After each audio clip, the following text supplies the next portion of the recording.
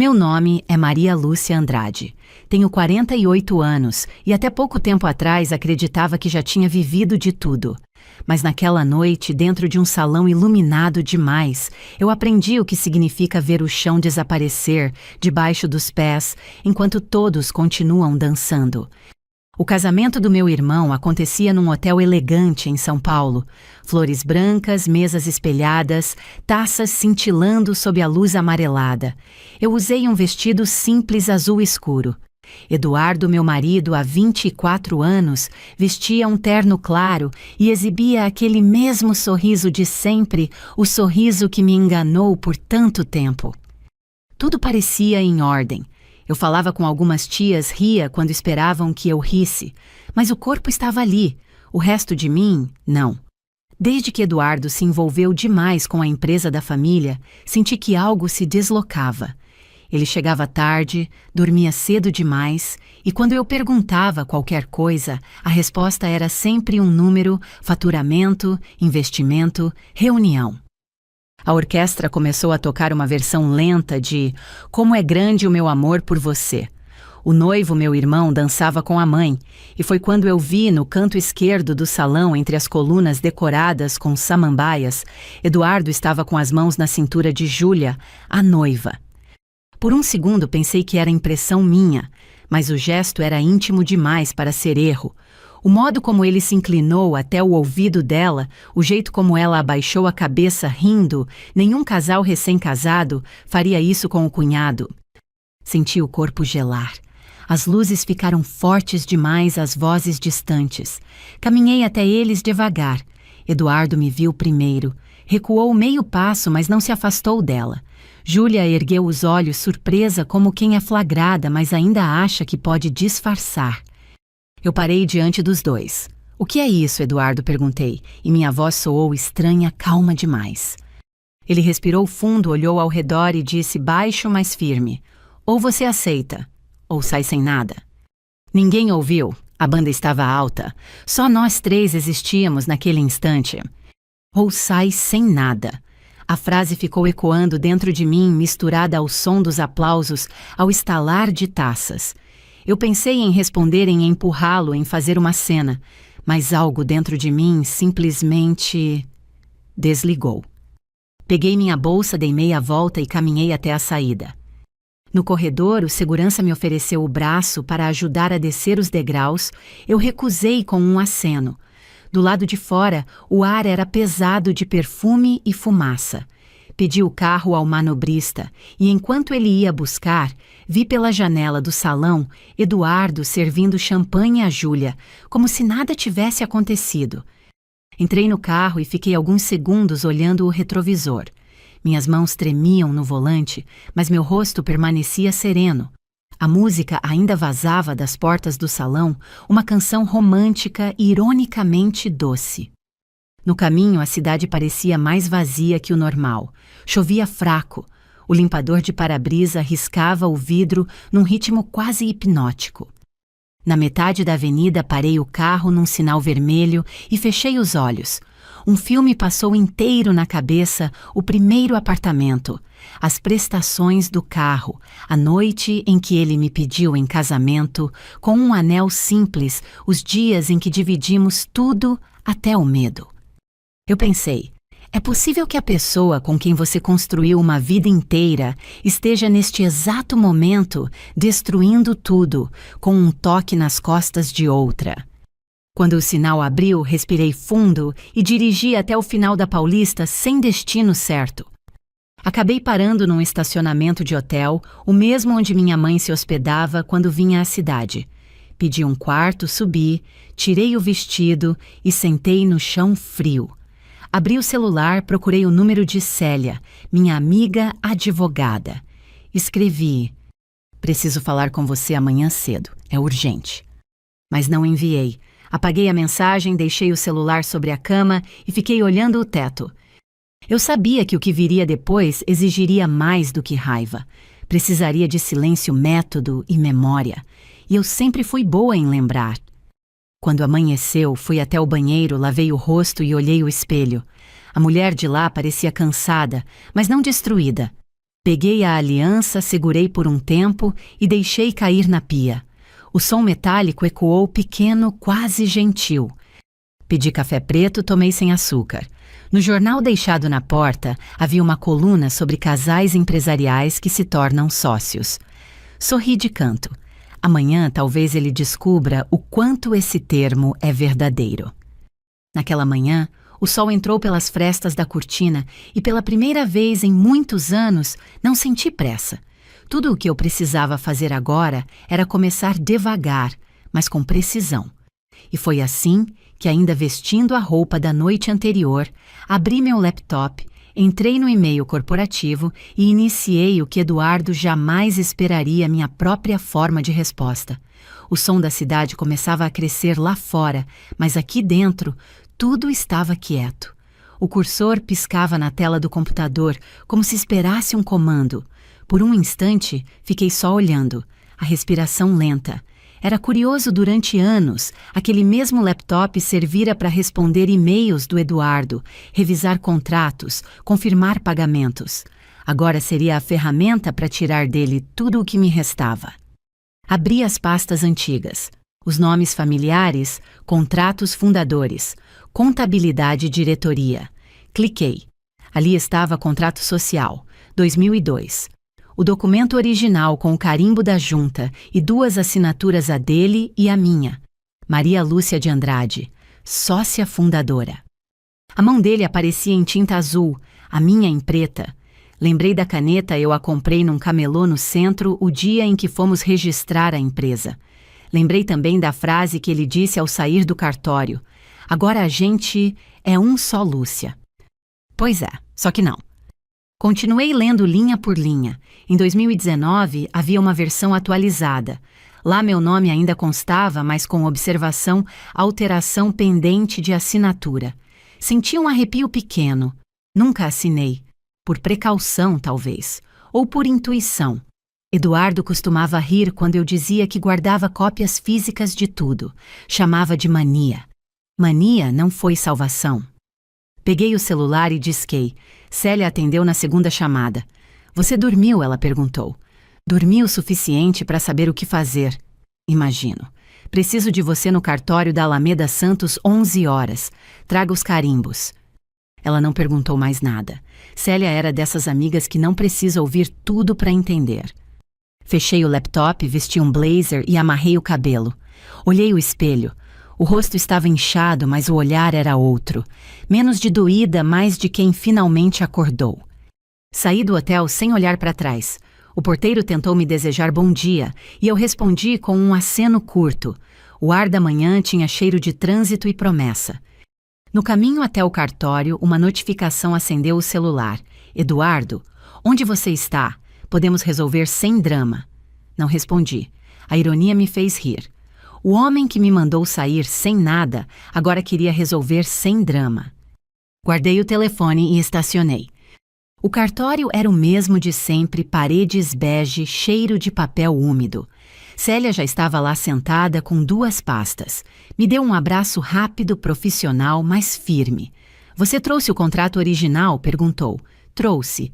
E também as cópias autenticadas que estavam na minha gaveta. Ela abriu o documento, folheou, balançou a cabeça. Ele tentou tirar você em 2019, mas não há registro de assinatura. Exato. Então você ainda é sócia fundadora. Ainda sou. Célia chamou o escrevente. Precisamos protocolar cópia autenticada e registrar declaração de manutenção societária. O rapaz olhou para mim com aquele ar de quem não entende, mas obedece. Carimbos, assinaturas, recibos. Demorou 1 hora. Saímos e fomos direto para o banco. Lá pedi para falar com o gerente, um rapaz novo, educado demais. Expliquei que queria bloquear temporariamente as movimentações das contas conjuntas até que a situação fosse formalmente revisada. Ele tentou sorrir. A senhora tem autorização para isso. Sou co-titular e fundadora da empresa. Acho que é o suficiente. Ele pigarreou, mexeu no computador e disse: sim, claro. Só preciso do seu documento e assinatura. Assinei. O som da caneta no papel me deu uma estranha sensação de alívio. Enquanto ele processava o pedido, o celular vibrou outra vez. Nova mensagem de Eduardo. Não acredito que você está fazendo isso. Pense bem, Lúcia. Isso vai afetar todo mundo. Apertei em encerrar conversa. Não bloqueei. Queria que ele visse quando tudo começasse a mudar. Quando terminei no banco, Célia sugeriu almoçar. Recusei. Prefiro comer sozinha. Ainda não sei o gosto de estar livre. Ela riu. Isso muda rápido. Fui até um restaurante pequeno na esquina da rua Haddock Lobo. Sentei perto da janela, pedi risoto de cogumelos e um copo de vinho. Enquanto esperava, abri o laptop outra vez. Na tela, os relatórios financeiros piscavam como sinais de trânsito. Eu lia e sublinhava os pontos onde o dinheiro sumia. Transferências, doações familiares, pagamentos a fornecedores fantasmas. Tudo documentado. Quando o prato chegou, já havia separado o suficiente para iniciar uma auditoria completa. Enquanto mexia o risoto, pensei em como Eduardo jamais imaginaria me ver ali calma sozinha, analisando tudo o que ele acreditava ser dele. Por volta das 3 da tarde, recebi uma ligação. Era ele. Não atendi. Logo depois, veio a mensagem de voz. Lúcia, isso é loucura. Estamos juntos há 24 anos. Você vai jogar tudo fora por causa de uma cena mal interpretada. Cena. A palavra ficou girando na cabeça. Cena. Não foi cena. Foi escolha. Fechei o laptop, paguei a conta e saí. O sol batia forte, refletindo no vidro dos carros. Peguei o celular e enviei para Célia. Quero dar entrada no pedido de auditoria amanhã. Use o argumento de inconsistência fiscal. Ela respondeu com um simples feito. Voltei para o hotel, o quarto ainda igual à cama arrumada. Deixei o computador na mesa, tirei o blazer e sentei. A cabeça pulsava, mas era bom sinal de que o corpo estava vivo. Fui até a janela. O dia terminava dourado. Lá embaixo, pessoas indo e vindo, casais, discutindo, gente com pressa. O mundo seguia e eu também. Peguei o celular. Escrevi uma mensagem curta e a deixei salva nos rascunhos. Você me mandou sair sem nada. Eu só fiz o que você pediu. Não enviei. Ainda não. Mas o dia viria. E quando chegasse, ele entenderia que algumas respostas não precisam de grito, só de consequência. À noite, o hotel estava silencioso. As luzes da cidade piscavam através da cortina e eu ainda estava sentada diante do computador. O arquivo com o nome Contratos, Fundadores, continuava aberto. Eu já tinha relido cada linha e sabia exatamente o que precisava acontecer em seguida. Peguei o telefone e liguei para Lucas, meu irmão. Demorou a atender. A voz veio cansada, meio rouca. Lúcia. Está tudo bem? Ele perguntou. Não muito. E você passando... A Júlia saiu ontem de casa. Disse que precisava pensar. Fiquei em silêncio por alguns segundos. Lucas não sabia de nada. Ainda. Eu podia ouvir o som de uma TV ao fundo e um choro engolido entre as palavras dele. Lucas, amanhã eu passo aí. A gente conversa, tá? Falei. Tudo bem. Mas o que aconteceu? Só... Dorme. Amanhã eu te explico. Desliguei. O nome Júlia ainda latejava na cabeça. Por ironia, o mesmo nome que aparecia nas notificações do celular de Eduardo. Olhei de novo para a tela. As contas estavam bloqueadas, as ações seguras, mas ainda faltava a parte mais importante, o controle da empresa. Abri a pasta física que eu tinha trazido. Lá dentro, um envelope pequeno, envelhecido. Meu pai tinha me dado há anos, quando a empresa ainda era só uma ideia. Dentro a chave do cofre da primeira sede. Eu nunca mais a usei. Eduardo assumiu a sala, mudou o endereço, o logotipo, o telefone. Mas nunca cancelou aquele cofre. E eu sabia que ainda existia. Guardei o envelope na bolsa. Peguei o casaco e desci para o estacionamento. A chuva fina de São Paulo voltava a cair, espalhando reflexos de luzes vermelhas no asfalto. O prédio antigo da primeira empresa ficava no Brás. O bairro já não era o mesmo, mais vazio, mais frio. Entrei pelo portão lateral. O zelador velho conhecido me reconheceu de imediato. Dona Lúcia. Achei que não vinha mais aqui. Nem eu respondi. Ele abriu a porta sem fazer perguntas. O cheiro de poeira e ferrugem me atingiu, as paredes descascadas, as persianas tortas. Mas o cofre no canto da antiga sala de reuniões ainda estava lá. Enfiei a chave. Girou com um clique seco, como se o tempo tivesse esperado por isso. Dentro uma pilha de pastas, notas antigas e um HD externo embrulhado em plástico. Peguei o HD e soprei o pó, etiquetado Projetos, LA, 2015-2018. Sorri. Aqueles eram os anos em que Eduardo começou a fazer contratos paralelos e, pelo visto, guardou cópias aqui. Homens confiantes demais têm o péssimo hábito de deixar rastros. Voltei para o carro com o HD no colo. No caminho de volta pensei em Júlia, onde ela estaria com quem talvez sozinha, talvez se achando vítima também. Mas eu sabia ela teria que enfrentar o que fez. De volta ao hotel, conectei o HD. A tela acendeu pastas se abrindo uma após a outra. Pagamentos não declarados, transferências entre contas fantasmas, planilhas com nomes de pessoas que eu nunca tinha visto. Capturei tudo. Enviei para o e-mail da Célia com o assunto Prova de movimentação ilícita, Eduardo A. Anexei um recado curto. Use isso amanhã. É o suficiente. Fechei o laptop.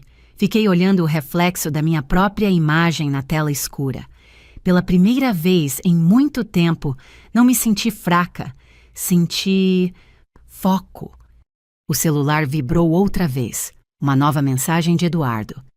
Não precisa exagerar. Eu posso corrigir as coisas. Você sabe que te amo. Olhei para o texto. Sorri de leve. Apaguei. Fui até o banheiro, lavei o rosto. A água fria ardeu na pele. A dor vinha, mas agora era limpa, uma dor que já sabia para onde ir. Voltei para a cama, apaguei a luz. Fechei os olhos e pensei. Ele ainda acha que tudo isso é sobre amor. Mal sabe que agora é sobre justiça. Do lado de fora, a chuva engrossou. No fundo, era um som quase tranquilo, como se a cidade lavasse tudo o que ficou sujo demais. E eu adormeci com essa sensação, a de que pela primeira vez o medo tinha trocado de lado. Acordei antes do despertador, o corpo ainda pesado, mas a mente desperta, como se tivesse dormido só o necessário para continuar o que comecei. Fiz café no próprio quarto, sentei perto da janela e esperei o sol nascer. Era sexta-feira, o dia em que tudo começaria a mudar de verdade. Abri o laptop e vi o e-mail da Célia com o assunto. Tudo protocolado, ele já foi notificado. Senti o estômago se contrair. A primeira peça do jogo se movia. Peguei o celular. Nenhuma mensagem nova. Eduardo, pela primeira vez em anos, estava em silêncio. Um silêncio que, vindo dele, valia mais que um grito. Às 9h30, Célia me ligou. Lúcia, ele apareceu no escritório. Imagino. Quis discutir, mas quando mostrei o protocolo da auditoria e o bloqueio das contas, ele saiu furioso. Ele vai tentar me intimidar. É o que ele faz de melhor. E você? Eu só observo. Desliguei e fiquei parada por um momento. Não era raiva o que eu sentia. Era algo mais frio, mais limpo, a sensação de que, pela primeira vez, as coisas estavam no lugar certo. Pouco depois do meio-dia, o telefone do hotel tocou. A recepcionista nervosa disse: Senhora, tem um homem insistindo em subir. Disse que é seu marido. Diga que estou ocupada. Ele não quer sair do saguão. Então chame a segurança. Desliguei. Fui até o espelho. A mulher refletida ali não tremia mais. A dor ainda estava lá, mas quieta, domada. Decidi sair. Desci pelo elevador de serviço, cruzei a rua e entrei num café. Pedi um expresso duplo e sentei num canto de frente para o hotel. Pela vitrine vi Eduardo do outro lado da calçada, andando de um lado para o outro, falando ao telefone. O terno amarrotado, o olhar perdido. Era estranho vê-lo assim pequeno. Durante anos eu o vi como um homem grande, seguro, dono de tudo. Agora parecia um garoto com medo de perder o brinquedo. Deixei a xícara vazia na mesa, paguei e voltei para o hotel pela porta lateral. O recepcionista me olhou surpreso. Ele foi embora, disse. Assenti, sempre vai. No quarto, o laptop ainda aberto. Um novo e-mail de Célia. Banco confirmou bloqueio total. Nenhum saque será permitido até segunda-feira. Respirei fundo. Naquele momento percebi que não havia mais volta e que eu também não queria. Por volta das 4 da tarde, o telefone tocou de novo. Era Lucas. Lúcia. Posso te ver hoje? Pode. Estou no Hotel Pio 9. Eu já sei, Lúcia. A voz dele tremia. A Júlia confessou. Disse que vocês brigaram por minha causa. Fechei os olhos. Eu não briguei com ela, Lucas. Só descobri o que ela fez. Do outro lado, silêncio. Eu não sei o que fazer, ele disse. Mas... Obrigado por não ter me contado na frente de todo mundo. Você é meu irmão. E ela vai ter o que merece, mas de outro jeito. Nos encontramos 1 hora depois no saguão. Ele parecia exausto, como quem envelheceu 10 anos em 2 dias. Sentamos num canto discreto. Sabe o que é pior, ele disse. Ela ainda tenta me convencer de que foi um erro que o Eduardo se aproveitou. Deixa que o tempo mostra quem usou quem. Ficamos em silêncio por um tempo. Ele segurou minha mão. Eu devia ter percebido. A gente nunca percebe quando ainda acredita. Quando ele foi embora, o céu já escurecia. Liguei o abajur e me encostei na cabeceira. Peguei o celular. Uma nova mensagem de Célia. O juiz aceitou o pedido de preservação de bens. Nenhuma venda será autorizada sem sua assinatura. Olhei o relógio. 18h47. Em 2 dias, o homem que me mandou sair sem nada, agora não podia mexer em nada sem mim. O som da chuva voltou leve e repetitivo. Peguei o caderno de anotações e escrevi. O poder muda de mãos no instante em que a gente para de pedir explicação. Fechei o caderno, levantei, fui até a janela e vi os carros passando. Pensei em Júlia. Ela não imaginava o quanto o que vinha a seguir era parte do plano e que, no fim, cada um pagaria pelo que plantou. Sorri de leve. O jogo só tinha começado. O sábado amanheceu cinza com cheiro de chuva velha. Tomei café preto e abri o jornal Manchete sobre economia política, nada que me dissesse respeito. Mas no meio das páginas, algo chamou a atenção, uma nota discreta na coluna de negócios. Auditoria interna investiga inconsistências contábeis em empresa do setor imobiliário, dirigida por Eduardo Andrade. Fiquei olhando a frase como quem contempla um retrato antigo. Não era vingança, era consequência. O mundo às vezes apenas devolve o que a gente plantou. Fechei o jornal, lavei a xícara e arrumei a mala. Não tinha mais motivo para continuar naquele hotel. O apartamento era meu tanto quanto dele, e agora eu podia voltar.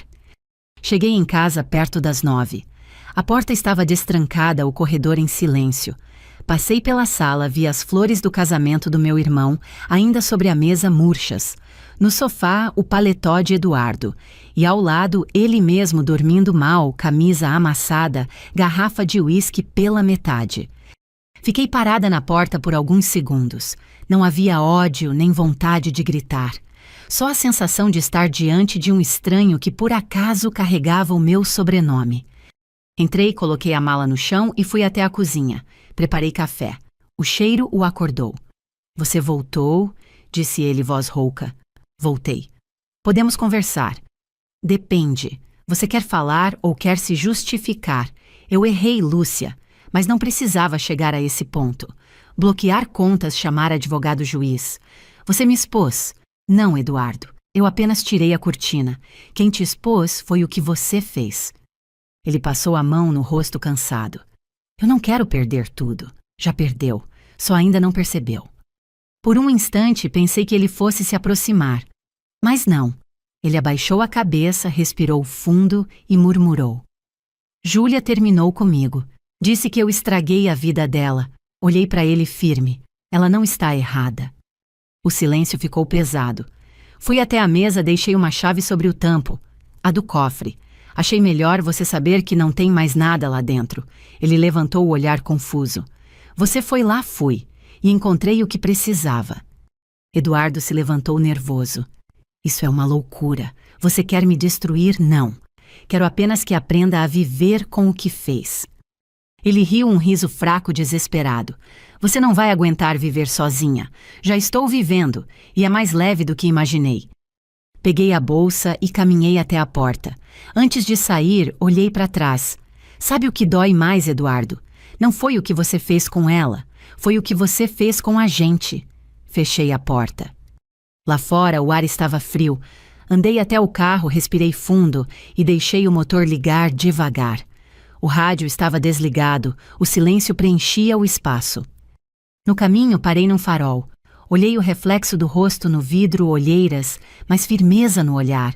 Era como se uma parte de mim que dormia há anos finalmente tivesse acordado. Dirigi até o escritório de Célia.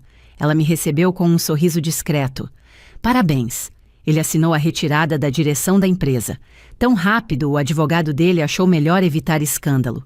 E a auditoria já encontrou irregularidades sérias. Assenti. E quanto a Júlia, pediu demissão. Disse que vai para a casa dos pais, no interior. Fiquei em silêncio. Célia me observou. Não se sente vingada, não. Só em paz. Ela riu de leve. Paz é um luxo depois de um casamento desses. Pois é, mas acho que finalmente posso pagar o preço. Antes de sair, Célia me entregou um envelope. O juiz mandou isso. Reconhecimento formal da sua posição como sócia fundadora e nova administradora. Peguei o papel, dobrei com cuidado e guardei. Obrigada, Célia, por tudo. Só fiz o que você me ensinou anos atrás. Nunca assine nada sem entender o que está por trás. Saí do prédio e caminhei até o carro. O sol começava a abrir entre as nuvens. Liguei o rádio. Tocava Elis Regina de novo. Era engraçado como a vida às vezes repetia a trilha sonora certa. Voltei para casa. O portão ainda aberto, o carro dele não estava mais lá. Peguei o envelope do juiz, coloquei sobre a mesa e sentei. O cheiro de café velho ainda no ar, as flores mortas, os vestígios de um casamento falido. Abri a janela, deixei o vento entrar. Por um instante só ouvi o som da cidade, o eco distante das buzinas, o bater de uma porta. E pensei, acabou. Mas dentro de mim sabia ainda não. A justiça legal estava feita, a emocional não. E essa ninguém podia assinar por mim. Peguei o telefone, abri as mensagens antigas de Eduardo e fiquei olhando a tela em branco. Apaguei o número. Apaguei também o nome dele da lista de contatos. Fechei os olhos e respirei. Desta vez não havia raiva. Havia espaço. O preço da liberdade, percebi, era o silêncio, e eu estava disposta a pagá-lo. O domingo amanheceu com o céu limpo, mas o ar ainda denso. Abri as janelas e deixei o vento entrar, levando o cheiro de café velho e das flores secas que restavam sobre a mesa. O silêncio da casa era estranho, um tipo de paz que ainda não sabia se merecia. Peguei o celular, nenhuma mensagem nova, nem de Eduardo nem de Lucas. A última vez que ouvi a voz de um deles foi na sexta, e eu não sabia se queria ouvir de novo. Abri o e-mail, um novo aviso. Relatório de auditoria preliminar disponível. Cliquei. O documento mostrava o que eu já suspeitava: desvio de verba, falsificação de assinatura e transferência de valores para contas no exterior. Tudo com a digital de Eduardo. Cada linha era uma prova. Cada número um pedaço da nossa história transformado em crime. Enviei o relatório para Célia com uma mensagem curta. Leve isso ao juiz amanhã cedo. O resto o tempo faz. Depois fechei o laptop e fui andar. O corpo pedia movimento. Passei pela padaria da esquina, cumprimentei o balconista.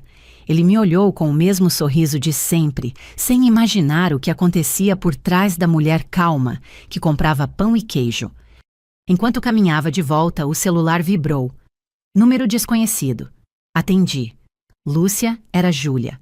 Fiquei muda por alguns segundos. O que você quer? Perguntei. Só... Precisava dizer que sinto muito. Sente mesmo, sim. Eu não sabia que ele ia tão longe. Júlia, você sabia o bastante. Do outro lado, silêncio. Ela respirou fundo. Eu perdi tudo, Lúcia. Meus pais não querem mais falar comigo. O Lucas não me atende. Então talvez agora você entenda o significado da palavra consequência. Desliguei. Guardei o celular na bolsa. As pernas tremiam, mas continuei andando. Não era raiva, era um tipo de exaustão moral. A vida às vezes cobra juros altos demais pela ingenuidade. Quando cheguei em casa, encontrei o portão entreaberto. Coração acelerou. Entrei devagar. Eduardo estava sentado na sala, rosto abatido, os olhos fundos. Você não devia estar aqui, falei. Eu precisava ver você. Já viu. Agora pode ir. Lúcia, tudo saiu do controle. Eles vão me prender? Eu avisei. Você não entende? Eu fiz tudo por nós? Não. Você fez por ego. E o ego não ama ninguém. Ele se levantou, caminhou até mim. Os olhos dele estavam marejados. Por um segundo, quase senti pena. Quase. Eu perdi tudo, disse. Então estamos quites. Ficamos ali frente a frente em silêncio, até que ele se aproximou um pouco mais e disse: Você venceu. Não, Eduardo. Ninguém vence depois de algo assim. Ele baixou a cabeça e saiu. Ouvi a porta bater devagar. Sentei no sofá e fiquei olhando para o nada. Era estranho o som do motor dele indo embora, soava como um ponto final, mas não havia alívio. Apenas um vazio limpo, o tipo de silêncio que não dói, mas também não conforta. Fui até a estante, tirei uma foto antiga, nós dois na frente da primeira loja, sorrindo mãos dadas. Olhei por um tempo e depois coloquei dentro de uma gaveta. Fechei sem trancar. A lembrança podia ficar ali não mais no coração, mas no lugar certo. No final da tarde, o telefone tocou de novo. Era Célia. O juiz autorizou a apreensão dos bens dele. Tudo em nome da empresa fica sob sua administração. Entendido. Quer que eu vá até aí? Não. Hoje quero ficar sozinha. Fui até o quintal. O sol se punha atrás dos prédios, tingindo o céu de laranja e cinza. Peguei a caneca de café e fiquei ali ouvindo os sons da vizinhança, crianças rindo, uma panela batendo o barulho de uma televisão distante. Era a vida voltando mesmo sem pedir permissão. E enquanto o dia terminava, percebi. A vingança, quando chega, não é um grito. É o silêncio que sobra quando o medo vai embora. Na segunda-feira, acordei antes do sol. A claridade ainda tímida atravessava as cortinas e desenhava listras no chão da sala. Preparei café e sentei à mesa observando o vapor subir da xícara, como se o tempo por alguns minutos tivesse parado. O telefone tocou às 7h30. Era Célia. Ele se apresentou, disse ela. Preso. Não exatamente. O advogado dele conseguiu que respondesse em liberdade, mas o passaporte foi retido. Certo. Lúcia, a imprensa já está sabendo. Deixe. Eles só escrevem o que os outros vivem. Desliguei e fiquei olhando o jardim pela janela. Os pássaros pousavam nos fios indiferentes à tragédia humana que acontecia alguns metros abaixo. Pensei no quanto a vida é prática, nada para de existir, porque alguém se desmorona. Tomei outro gole de café. O sabor era amargo, mas suportável como tudo naquela fase. Peguei o jornal deixado na porta. Na capa, uma foto de Eduardo entrando no fórum cercado por repórteres. O terno amarrotado, o olhar perdido. Legenda empresário investigado por fraude e desvio de recursos. Dobrei o jornal e deixei sobre a mesa. O que eu sentia não era prazer. Era uma espécie de justiça que não traz alegria, só equilíbrio. Peguei o carro e fui até a empresa. O prédio parecia menor do que eu lembrava. As recepcionistas me olharam com um misto de surpresa e respeito. Bom dia, senhora Andrade, disseram quase em coro. Bom dia. Reúnam os gerentes. Quero todos na sala às 9h. No elevador, vi meu reflexo no espelho. Era a mesma mulher, mas havia algo diferente, a calma de quem já atravessou o incêndio e saiu do outro lado com a pele marcada, mas viva. A reunião começou pontualmente. Alguns funcionários evitavam meu olhar. Outros me observavam com curiosidade. Falei sem elevar a voz. A partir de hoje, todas as decisões financeiras passam por mim. Um dos gerentes, o mais novo, arriscou, e o senhor Eduardo está afastado. E vai continuar assim até segunda ordem. O silêncio na sala foi absoluto. Continuei. Quero transparência total. Quem quiser sair pode sair agora. Quem ficar vai fazer parte de um novo começo. Ninguém se levantou, e eu soube naquele instante que a empresa sobreviveria. Depois da reunião, voltei à minha antiga sala. As paredes ainda tinham fotos de viagens certificados e o quadro que Eduardo adorava, um mar em tons de cinza calmo demais para ser verdadeiro. Tirei o quadro da parede e encostei no chão. Embaixo, uma marca mais clara, lembrança do tempo em que eu ainda acreditava que tudo ficaria no lugar. Sentei à mesa, abri o laptop e comecei a trabalhar. E ali, entre planilhas e papéis, percebi que estava respirando sem esforço pela primeira vez em muito tempo.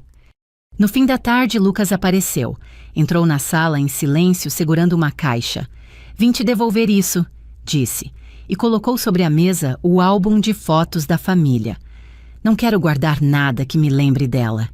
Assenti. "Fez bem. Você sabia, né, não? Eu vi. É diferente." Ele respirou fundo. "Eu não sei como você aguentou, porque eu precisei." Ele olhou ao redor. "A empresa é tua de novo. Era minha desde o início. Só precisei lembrar." Nos abraçamos. Um abraço curto, mas sincero entre dois sobreviventes do mesmo naufrágio. Quando ele foi embora, o escritório ficou em silêncio outra vez. Olhei pela janela, o céu de São Paulo começava a se escurecer. As luzes dos prédios se acendiam uma por uma, como se a cidade acendesse os olhos. Pensei em Eduardo. Não com raiva, essa parte já tinha passado, mas com a consciência tranquila de quem devolveu a verdade ao seu lugar. Peguei o celular, abri a conversa com Célia. Encerramos as medidas legais. Deixe o resto com a justiça. Enviei. Depois apaguei o histórico inteiro. Não havia mais nada a guardar. Fechei o escritório e fui para casa. No caminho, o trânsito estava leve.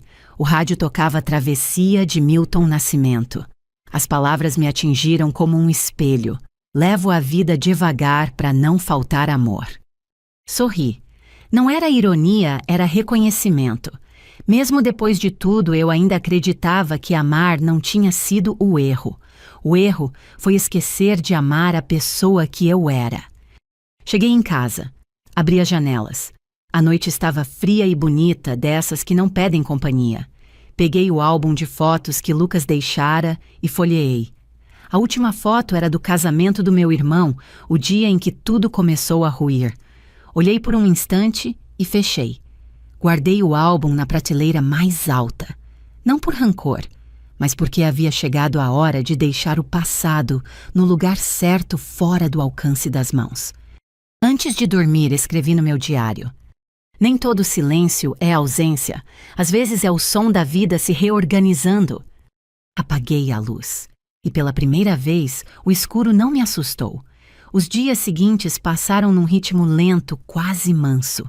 As manchetes foram diminuindo, os telefonemas rarearam, e a cidade voltou a me parecer apenas cidade barulhenta, imperfeita, viva. No escritório, os funcionários se acostumavam à nova rotina. Aos poucos, o nome dele deixou de ser mencionado, e eu deixei de reagir quando era. Uma tarde, depois de revisar os últimos relatórios, decidi sair mais cedo. Andei até o Parque Ibirapuera, coisa que não fazia há anos. O sol das 4 atravessava as árvores e as crianças corriam com pipas coloridas. Sentei num banco e fiquei observando. Era curioso como a vida seguia com uma naturalidade que por muito tempo eu tinha esquecido de ter. Peguei o celular. Nenhuma mensagem nova. Rolando a galeria de fotos, encontrei uma antiga eu e Eduardo no início da empresa, segurando a placa com o nome recém-inaugurado. O olhar de esperança, o brilho nos olhos. Apaguei. Não por ódio, mas por higiene. Quando o sol começou a se esconder, uma brisa fria passou. Lembrei das palavras de Célia na última reunião. "Você venceu, Lúcia." Mas aquilo não parecia vitória. Era mais como sobreviver a uma tempestade e você chega ao outro lado, encharcada, cansada, mas de pé. E entende que o objetivo nunca foi ganhar, foi atravessar. No dia seguinte, voltei à empresa só para assinar alguns papéis. Lucas me esperava na recepção. Trazia uma caixa nas mãos. "Achei isso no depósito." Disse: "São projetos antigos teus." Peguei a caixa, abri. Rascunhos de campanhas, orçamentos, feitos à mão, fotos de inaugurações. Ali estava o começo de tudo. Sorri. O passado sempre acha um jeito de voltar, né? Às vezes para se despedir direito, respondeu ele. Nos abraçamos de novo e pela primeira vez em meses senti afeto sem dor. À noite em casa deixei os papéis sobre a mesa. Peguei um vinho, sentei na varanda e olhei o céu. O barulho distante da cidade era quase música. Pensei em Eduardo não como um inimigo, mas como parte de uma história que de algum modo me formou. Ele havia me tirado muito, é verdade, mas também, sem querer, me devolveu a mim mesma. O celular vibrou. Uma mensagem desconhecida. Soube que voltou para a empresa. Espero que esteja bem. Sem nome, mas eu sabia de quem era. Apaguei sem responder. Algumas conversas só existem dentro da gente e lá devem ficar. Abri o laptop e revisei os e-mails. Tudo sob controle. Célia me enviou o relatório final. Processo concluído. Todos os bens regularizados. Caso encerrado. Respirei fundo. Encerrado. Palavra estranha, pesada e leve ao mesmo tempo. Fechei o computador. Peguei o caderno onde havia escrito anotações desde o início de tudo. Folheei as páginas. Nas primeiras rabiscos nervosos, listas de ações, prazos, estratégias. Nas últimas, silêncio, só datas, horários e pequenos pensamentos. Num canto, li algo que tinha escrito semanas antes. Nem toda perda é fim. Às vezes é o espaço exato onde começa o recomeço. Sorri, era verdade. Fui até a cozinha, lavei a taça, desliguei as luzes e fui para o quarto. Deitei e fechei os olhos. O corpo cansado, mas leve. O coração pela primeira vez quieto. Sonhei com o mar, aquele da pintura que ficava no escritório. Mas agora ele não era mais cinza. Era azul profundo, vivo. E eu caminhava até a beira sem medo de me molhar. Na manhã seguinte, acordei com o sol tocando o rosto. Levantei, abri a janela e o vento entrou carregando o cheiro de pão quente da padaria. A vida simples estava me esperando lá fora. Peguei a bolsa e saí. Passei pela esquina onde costumava estacionar com Eduardo. O mesmo lugar outro tempo. Cruzei a rua e comprei flores brancas simples. Coloquei num vaso na sala, no mesmo canto, onde ficavam as flores do casamento do meu irmão. Dessa vez, estavam vivas. Sentei e olhei ao redor e senti um tipo de paz que não se explica. A vingança, percebi, não é destruir o outro, é recuperar a si mesma, é olhar o espelho e reconhecer quem voltou. Peguei o caderno e escrevi a última frase. Quando ele me mandou sair sem nada, eu fui. Só não imaginava que ao sair levaria comigo tudo o que importava. Fechei o caderno, sorri. Respirei fundo e disse baixinho: acabou. E pela primeira vez o fim não doeu. Se essa história te tocou de alguma forma, compartilhe, comente ou se inscreva no canal. Às vezes ouvir a dor do outro ajuda a curar a nossa. Obrigada por escutar até o fim.